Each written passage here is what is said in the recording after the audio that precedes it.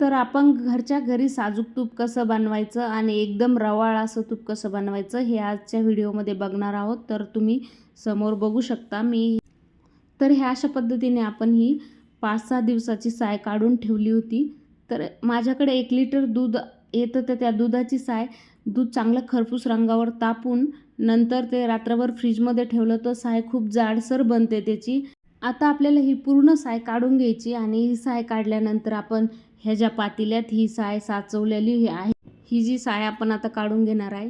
आणि आपण जेव्हा फ्रीजमध्ये साय साचून ठेवतो ना, त्याच्यात विरजण टाकूनच आंबूनच ठेवायचं, जेणेकरून आपल्या साईवर असं फंगस येत नाही. नाहीतर काही काही साई अशा पिवळसर पडतात, कारण की नुसती साय टाकून ठेवतो आपण सायवर साय, तर ती पिवळसर पडते. अशा रीतीने आपण ही साय काढून घेतली पूर्ण. ही बघू शकता, ही बघा माझी 8 दिवसाची साय एवढी साचलेली आहे. तर बिलकुल याच्यावर पिवळेपणा आलेला नाही, कारण की आपण याच्यात विरजण टाकून मगच ठेवलेलं होतं. तर हे बघू शकता किती छान. आता आपण हे पूर्ण मिक्स करून घ्यायचं. आता आपल्याला तर आपण आता अशा पद्धतीने लोणी बनवून घेऊ. या जारमध्ये आपण आता ही पूर्ण साय टाकून घेऊ आणि ह्या साईमध्ये आपण हवामानानुसार पाणी टाकायचं. थंड असेल तर गरम पाणी आणि गरम असेल तर थंड पाणी. आता मी याच्यात नॉर्मल टेम्परेचरचंच पाणी टाकलेलं आहे, जेणेकरून आता थंड पण नाही आणि उष्ण पण नाही. त्यामुळे हे बघा एकदा फिरून घ्यायचं. तर परत थोडं पाणी घालून परत एकदा याला मिक्सरला फिरून घ्यायचं. खूप झटपट असं तूप निघतं आपलं, काहीच वेळ लागत नाही. आणि हे बघा परत पाणी घालून आपण फिरून घेतलं तर हे बघा कसा लोण्याचा गोळा एकदम वरती आलेला आहे. बिलकुल त्याच्यात पाणी नाही आहे, खाली एकदम थोड्या प्रमाणात पाणी आहे. आता आपण हे सर्व लोणी काढून घेऊ.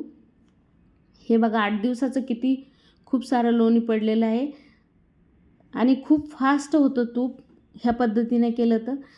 आणि आता ताक बघू शकता, त्याच्यात किती थोड्या प्रमाणात राहिलेलं आहे दही. पूर्ण लोणीच होतं साईचं त्या. आता आपण हे लोणी पाणी टाकून, स्वच्छ पाणी टाकून एकदम छान पद्धतीने त्याला चांगलं धुवून घेऊ 2 पाण्यावर. मग त्याची बेरी आणि आंबूसपणा जातो त्या तुपामधला, नाहीतर आंबूस राहतात. आपण याच्यात परत पाणी टाकू आणि परत याला चांगलं स्वच्छ धुवून काढू. आणि तूप पण लवकर होतं या पद्धतीने केलं तर, बेरी जास्त राहत नाही तुपामध्ये. अशा पद्धतीने केल्यावर स्वच्छ एकदम चांगलं धुवून घ्यायचं ते लोणी. आणि हे बघा आपण आता पूर्ण लोणी धुवून घेतलं आणि आता हे बघा अलगत लोण्याचा गोळा न पाणी राहता किती पांढरा शुभ्र निघलेला आहे बघू शकता.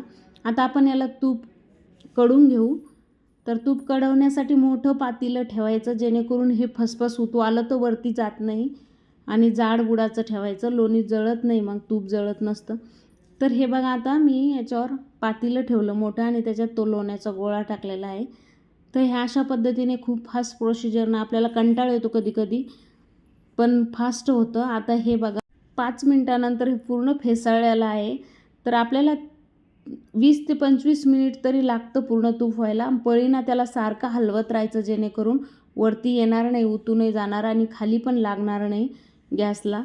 तर ते हलवत राहायचं सारखं हे, आणि त्याच्यामुळं खाली लागत नाही जास्त. हे बघा अजून 5-10 मिनिटांना चांगलं फेसाळतं ते, त्याला हलवत राहायचं. आणि ह्या पद्धतीने तुम्ही नक्की तूप करून बघा. खूप रवाळ आणि असं पौष्टिक असं तूप बनतं घरच्या घरी आपण केलं तर.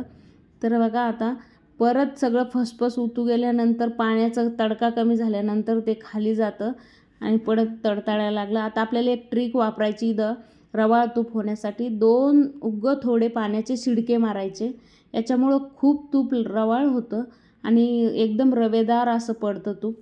तर तुम्ही हे करून बघा. अर्ध्यावर कढल्यानंतरच मारायचे, अगोदर सुरुवातीला किंवा शेवटी नाही मारायचे. हे बघा आपलं तूप आता कडत कडत आलेलं आहे चांगलं.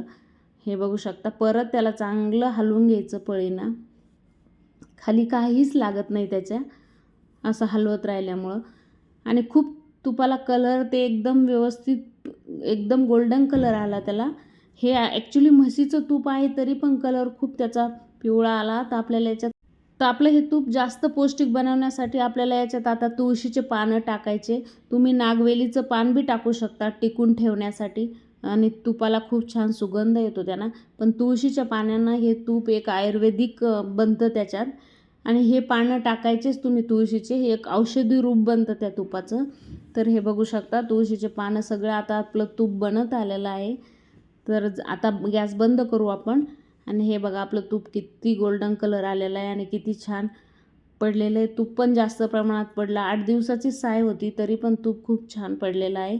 बिलकुल बेरी जास्त निघाली नाही. आता आपण तूप गाळून घेऊया. हे बघा किती गोल्डन कलर आला. आणि अशा पद्धतीने तूप तुम्ही नक्कीच करून बघा. खूपच छान पडलं तूप. तर नक्की करा. आणि माझा व्हिडिओ कसा वाटला तुम्हाला नक्कीच लाईक, शेअर आणि सबस्क्राईब माझ्या व्हिडिओसाठी करा.